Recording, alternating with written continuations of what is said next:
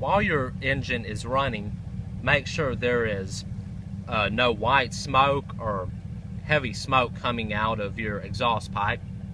Now, if it's cold outside, you're going to see some white steam come out, which is completely normal and you shouldn't worry about it. But if you see like blue smoke, or if it's a hot day and there's clouds and clouds of white smoke coming out, then you definitely have a problem. Have a look underneath the engine and generally underneath the car to see if you can spot any oil leaks or any obvious problems, such as any loose parts or whatnot. Okay, now it's time to look underneath the hood.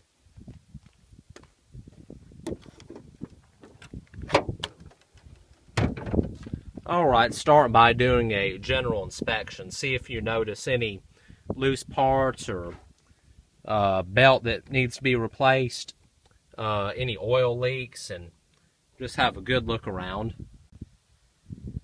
Also, be sure to pay particular attention to any hoses that might be cracked, which will need to be replaced, and if you neglect replacing that, then it can be a real big problem in the future.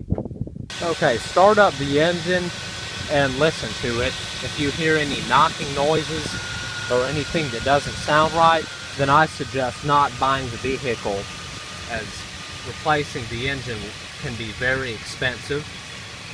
Also, now be careful when doing this. You should probably do this when the engine's cold and you just started it up.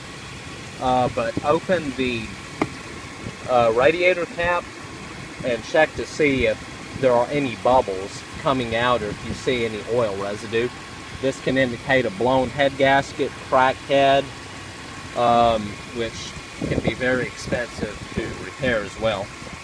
Also, open the oil cap and see if you can see any blow-by coming out. A little bit of blow-by is might be okay, but if you notice it smoking like a chimney, then your engine is worn out. Okay, have somebody rev up the engine, or if your car still has a mechanical throttle, rev it up a little bit and see if you can hear any noises.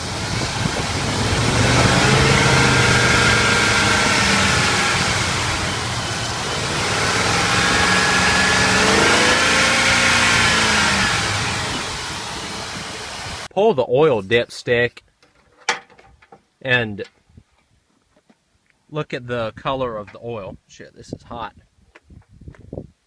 If you notice any foamy milkshake looking stuff, then the engine has a serious problem, like a blown head gasket or it's a hole in the block and it's leaking coolant into the engine oil. Also, pull the transmission dipstick and check the condition of the fluid. If it is bright red, then your transmission is in excellent condition. But if the fluid is dark brown or black, then you might be looking at a transmission replacement in the future if you buy the car. Also, while the engine is running, listen for any noises and look at the belt to see that it is tracking straight.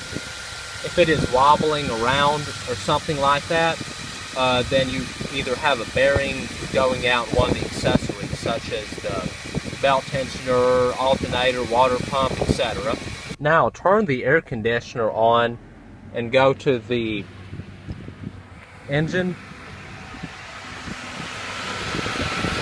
and check to make sure the air conditioning compressor, the front part of it, is turning. If it is not, then you could be low on Freon, or the clutch will need to be replaced. Here's a tip if you are buying a truck or any kind of other off-road vehicle. Look at the front of the radiator to see if you can see any mud or any shit that would indicate that it has been off-roaded. And look underneath the vehicle and see if you see any caked-on mud, which is common if it has really been abused off-road. Okay, now on to the most important part of buying a used car, the test drive. Begin by testing the transmission. Put it into reverse, neutral, drive, and see if there is any harsh engagement of the gears, which could indicate transmission trouble. Okay, now let's get moving. Yeah, in your steering wheel, make sure there is no excessive play in the steering wheel, which would mean you have some front end issues that will need to be addressed. Also, go over some bumps and listen for any suspension noises, which will mean that you will need to replace the shocks, and there might be some other issues going on. Okay, also test out the acceleration of the vehicle. If it seems like it's lacking power, then don't buy it, because you might need to replace your engine as it could be worn out.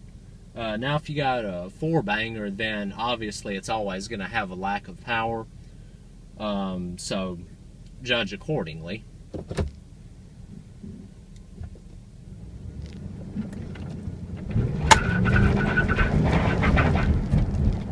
It seems like I got enough power.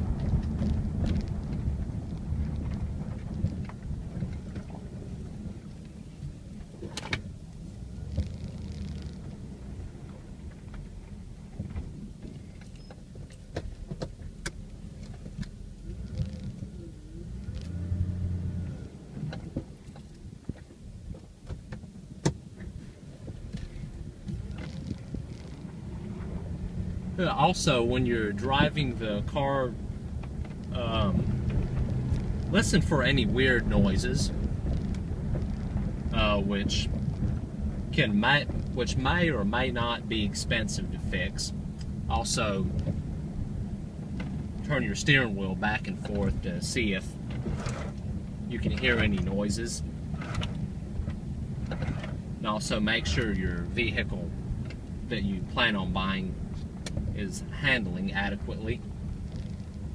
Test out the brakes to make sure there is no pulsating and that you can actually stop. If the brakes seem weak, then you might be looking at a brake job in the future, and you will need to negotiate the cost of this with the person you are buying the vehicle from. Get up to around, let's say, 30, and then slam on the brakes.